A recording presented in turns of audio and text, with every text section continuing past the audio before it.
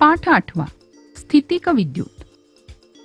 मुलांनो, तुम्ही कधी केसावर घासलेला प्लॅस्टिकचा कंगवा कागदाच्या कपट्यांजवळ नेऊन बघितलंय ना? काय दिसलं तुम्हाला? की कागदाचे कपटे त्या प्लॅस्टिकच्या कंगव्याकडे आकर्षिले जातात. किंवा कधी कधी पॉलिस्टरच्या पडद्याजवळून तुम्ही सारखं जाये केला तर पडदा एकदम तुम्हाला चिकटूनच गेल्यासारखा होतो, होय की नाही? ही उदाहरणं कशाची आहेत? ही उदाहरणं म्हणजे आपल्या सभोवतालच्या वस्तूंमध्ये भरपूर भरून असलेला जो विद्युत प्रभार आहे त्याची एक झलक आहे. अगदी आपल्या शरीरात सुद्धा हा विद्युत प्रभार साठवलेला असतो.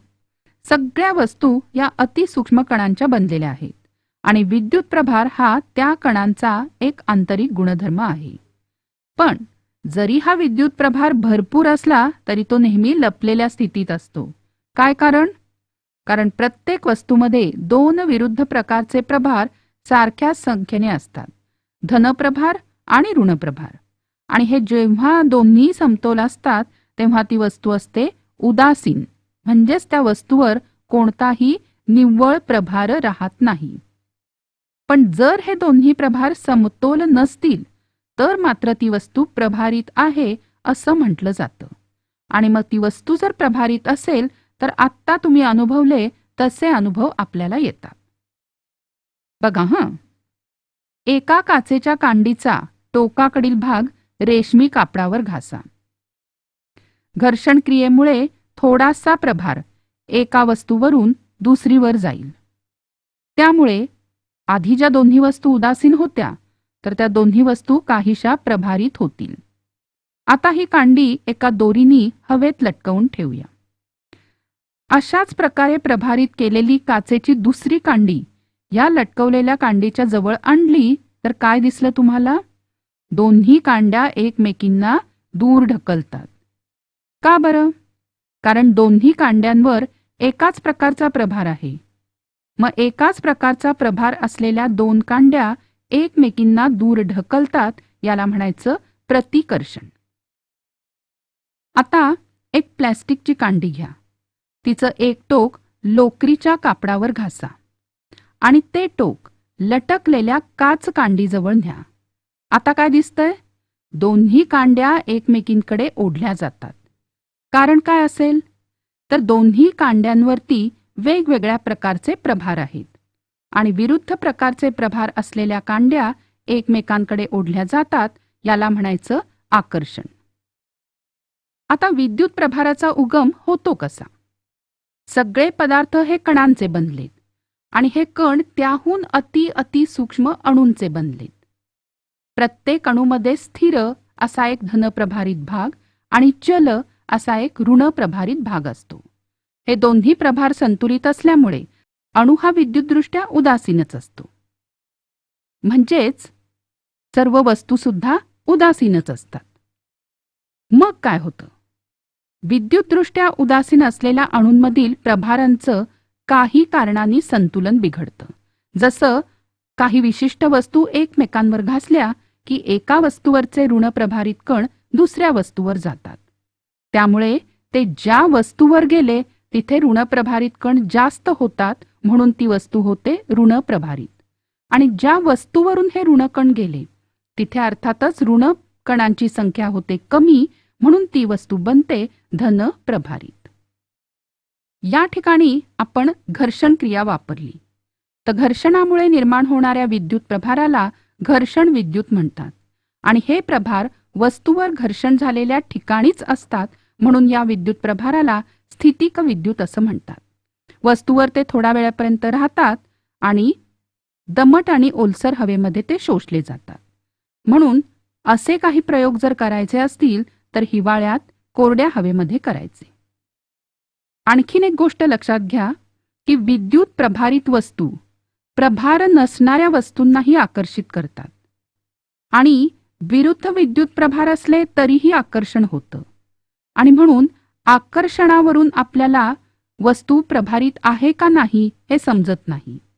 मात्र समान विद्युत प्रभारांमध्ये प्रतिकर्षण होतं आणि म्हणून विद्युत प्रभारित वस्तू ओळखण्यासाठी प्रतिकर्षण हीच कसोटी वापरली जाते.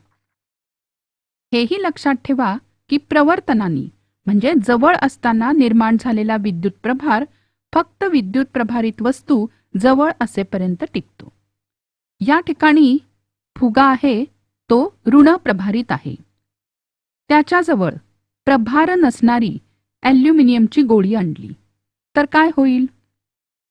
या ठिकाणी प्रवर्तनामुळे दुसऱ्या वस्तूमध्ये विरुद्ध प्रभार निर्माण झाला आणि दोन्ही वस्तू एकमेकांकडे आकर्षित झाला.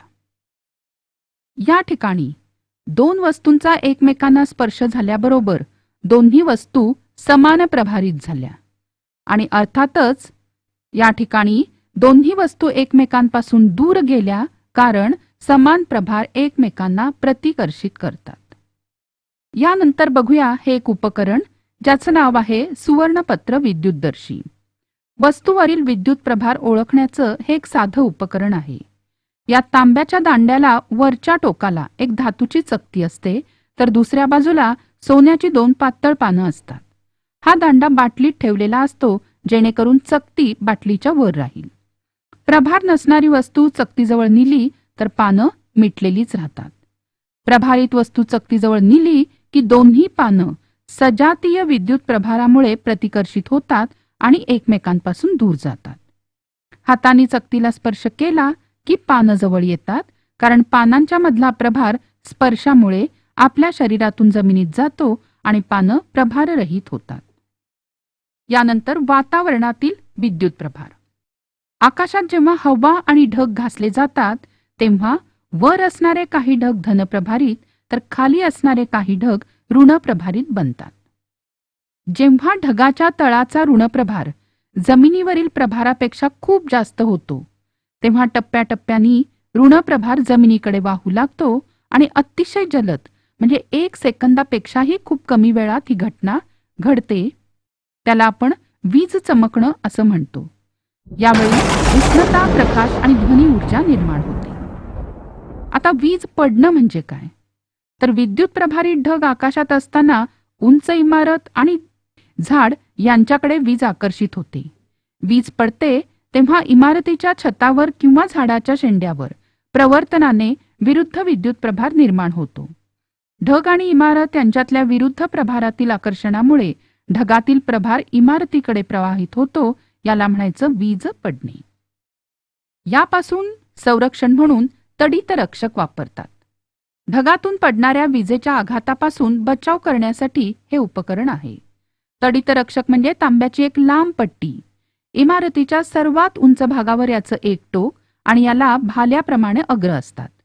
पट्टीचं दुसरं टोक जमिनीच्या आत बिडाच्या जाड पत्र्याला जोडलं जातं. त्यासाठी जमिनीत खड्डा करून त्यात कोळसा, मीठ घालून हा जाड पत्रा उभा करतात. त्यात पाणी टाकण्याची सोय करतात. यामुळे वीज चटकन जमिनीत पसरते आणि नुकसान टळते.